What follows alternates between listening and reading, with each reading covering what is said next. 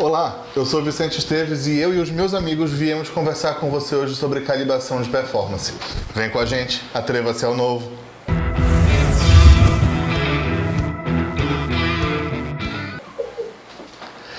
Quando o Kelson parar de rir, eu continuo.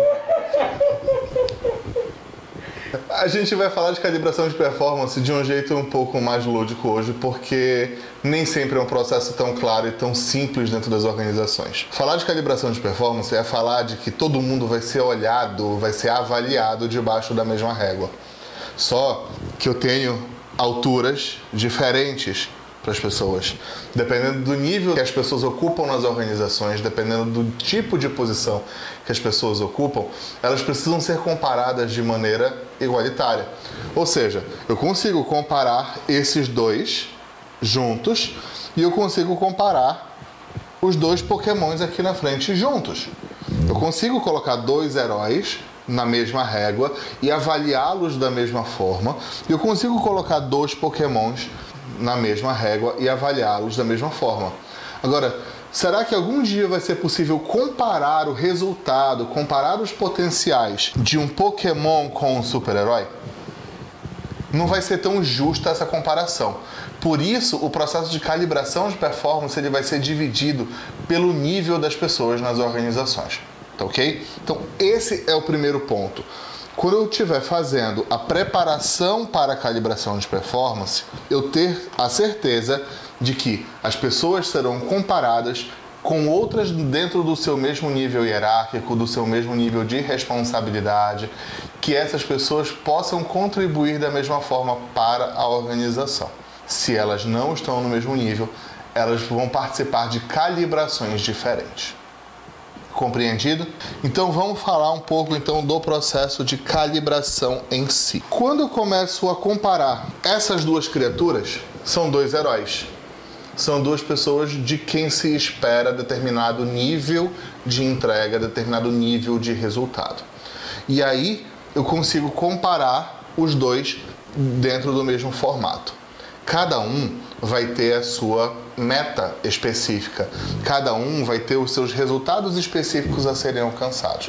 Mas são resultados que estão no mesmo nível de exigência dentro da organização.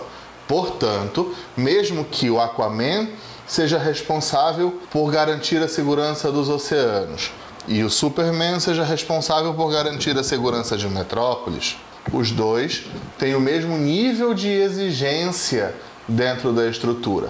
Portanto, os dois podem ter as suas performances comparadas de maneira igualitária.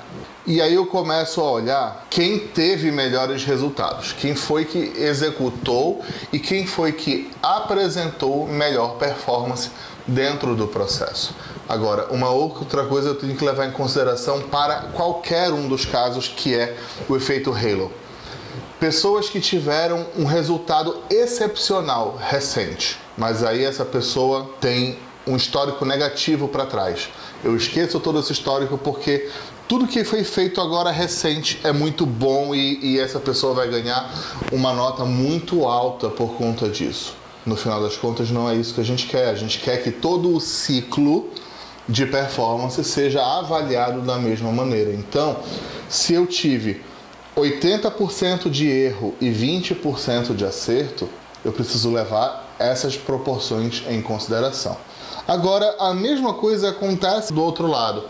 Eu tenho uma pessoa que tem um ano fantástico, que apresentou resultados extremamente relevantes, etc. Nos 45 do segundo, ele vai lá, infectado pela kryptonita, e faz uma besteira e comete um erro que traz algum tipo de prejuízo para a empresa, etc. Eu não posso permitir que este um erro causado pela kryptonita e não por ele vá colocar em risco a performance dele no dia a dia. Ele teve um ano muito bom, ele teve 80% de bons resultados durante o ano e 20% de erro. Totalmente oposto disso aqui.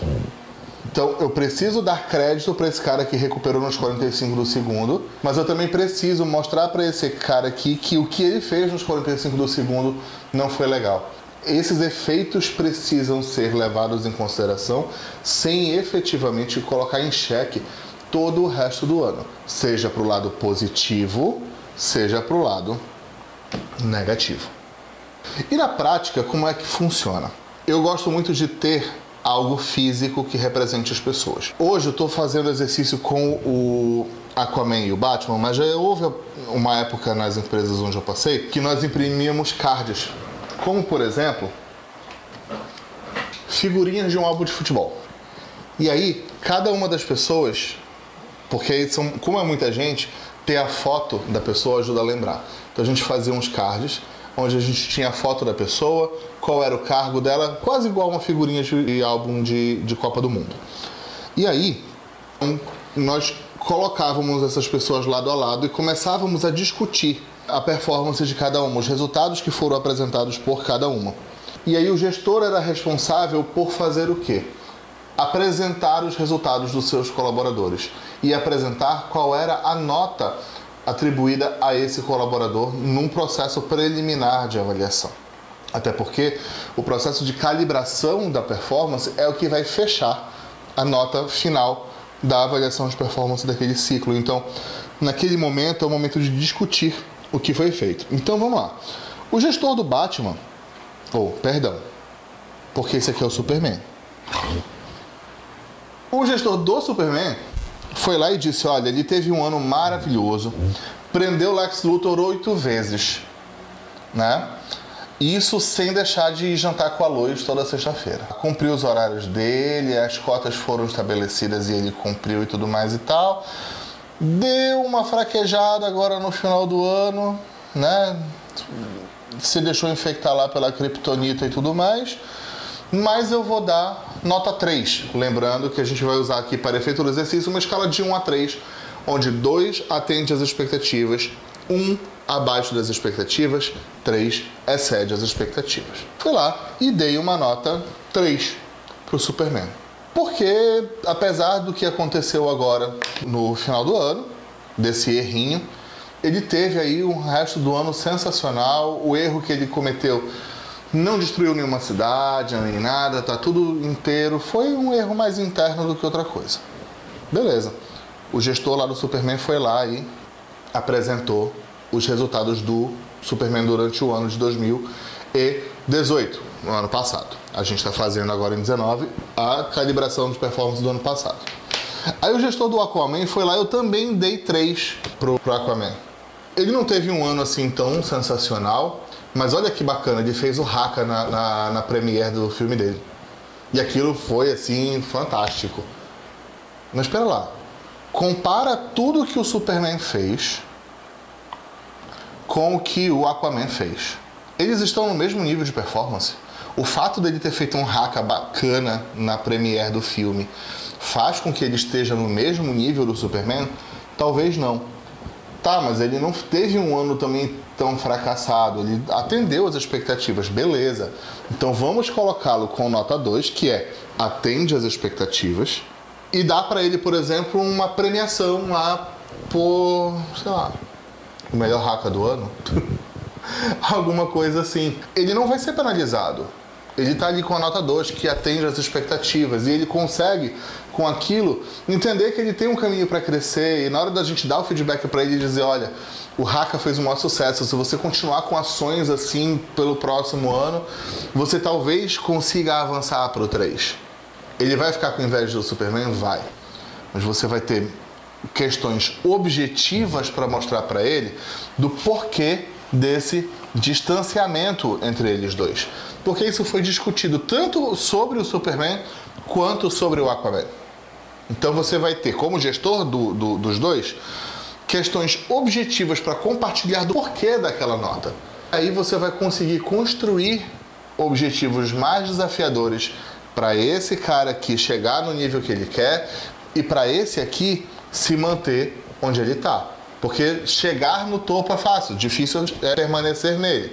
Então, você vai ter mecanismos de desenvolver o Aquaman para que ele chegue no 3 e desenvolver o Superman para que ele permaneça nesse mesmo nível. Essa é a principal função da avaliação de performance e da calibração dessa performance. Eu começar a comparar as pessoas pelo seu mesmo nível e começar a entender quais são os desafios que elas vão ter dali para frente. O fato de eu ter comparado pessoas do mesmo processo permite que eu enxergue a diferença também entre esses aqui. O que vai acontecer? Eu tenho aqui dois Pokémons. O Pikachu teve um ano muito bom. Ele foi lá e ganhou um 3. E aí, o Squirtle teve um ano mais ou menos, ele ganhou um 2. Ele atingiu as expectativas e tal, mas não foi nada de muito fantástico. Mas aí eu começo a comparar o seguinte. Esse cara, esse Pokémon, a partir do momento que ele for promovido, ele vai conseguir competir com este cara? Se eu estou dizendo que o Pokémon, que o Pikachu, teve um ano fantástico, ele tem um potencial altíssimo, ele é um Box 9, ele é um top talent. Se você ainda não sabe do que eu estou falando, olhe o nosso vídeo de Ninebox, que já foi postado aqui. Mas eu estou falando que esse cara é um top talent. E que eu vou promover o Pikachu para um outro nível, para uma nova posição. E a partir do ano que vem, ele, o Super-Homem e o Aquaman estarão no mesmo nível. Opa, pera lá. O Pikachu não está pronto para competir com esses dois. Não que eles tenham uma competição, mas assim, ele não está pronto para ser comparado com heróis da DC. Ele é apenas um Pokémon. Ah, então peraí. Talvez então não seja o momento de promover o Pikachu. Seja o momento de colocá-lo para trabalhar num projeto com o Aquaman. Ele precisa ser desenvolvido e ele precisa ganhar corpo. O Pikachu precisa começar a ser mais robusto, né? E o Aquaman pode ensinar isso para ele. Ao mesmo tempo que eu posso colocar o Aquaman como mentor do Pikachu e ele começar a desenvolver as questões de liderança que ele precisa desenvolver junto com esse rapazinho aqui. Ou seja, ele tem algo para desenvolver na performance dele, no comportamento dele. Esse outro aqui também. Coloca os dois juntos para trabalhar em um projeto. Um vai liderar o outro e as coisas que precisam ser desenvolvidas vão ser desenvolvidas em todos os dois. E aí eu volto no ano seguinte e comparo heróis com heróis, Pokémons com Pokémons. O que o Aquaman precisava desenvolver, ele conseguiu? Conseguiu. Vamos lá dar um nível 3 para ele. Super-Homem. Super-Homem teve um ano bom, conseguiu manter. Vamos manter o 3 dele. A oportunidade de desenvolvimento que o Pikachu teve colocou ele no mesmo nível desses dois aqui. E aí sim, Pikachu está pronto para ser promovido e ser comparado com dois grandes heróis. Enquanto isso, na sala de justiça, o Squirtle fica ali esperando o momento dele de ser desenvolvido.